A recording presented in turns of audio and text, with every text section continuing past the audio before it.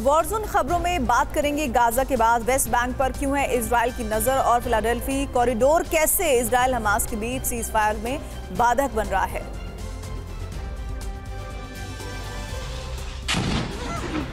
West Bank के Tubas में Israeli सेना के हवाई हमले में 5 लोग मारे गए।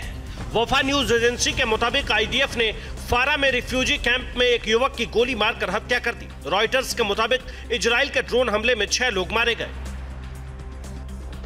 पिछले एक हफ्ते से वेस्ट बैंक में इजरायली सेना का ऑपरेशन क्लीन चल रहा है। जेनिन में इजराइल की सेना को प्रतिरोध का सामना करना पड़ रहा है। हमास के लड़ाके और इजराइल की सेना के बीच कई इलाकों में मुठभेड़ हो रही है। 7 दिन में जेनिन में 33 लोगों के मारे जाने की खबर है।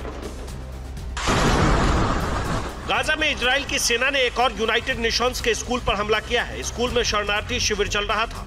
हमले में कई लोगों के मारे जाने की खबर है। इजराइल की सेना ने दावा किया कि शिविर में हमास के लड़ाके रह रहे थे। मध्य गाजा पर इजरायली सेना ने भीषण बमबारी की है। बमबारी में नामा कॉलेज को निशाना बनाया गया। इजराइल का दावा है कि कॉलेज में हमास के लड़ाकों की एक्टिविटी चल रही थी। कई लड़ाकों के मारे जाने की खबर है।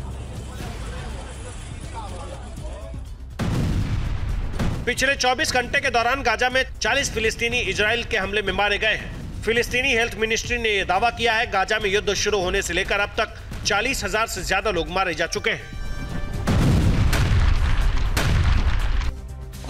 पिछले एक हफ्ते में राफा में 200 फिलिस्तीन लड़ाकों को मारने का दावा इजराइल की सेना ने किया है। भारी संख्या में हथियार भी लड़ाकों के ठिकानों से बरामद किए गए। आईडीएफ का दावा है कि रेड के दौरान लॉन्ग रेंज रॉकेट फायर करने वाले 10 लॉन्चर्स को बरामद किया गया है।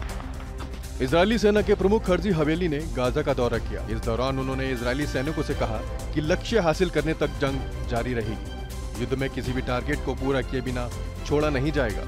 इजराइल के पीएम नेतन्याहू ने कहा है कि वो गाजा और इजिप्ट की सीमा पर बने फिलाडेल्फी कॉरिडोर पर अपना कंट्रोल नहीं छोड़ेंगे। उन्होंने कहा कि इसी रास्ते से गाजा में हथियार की सप्लाई होती है। ये कॉरिडोर गाजा की तरफ स्थित है और शांति वार्ता में सबसे बड़ी बाधा है। नेतन्याहू ने कहा कि वो बंधकों की रिहाई के लिए तत्पर हैं, लेकिन फिलाडेल्फी को छोड़ा नहीं जा सकता।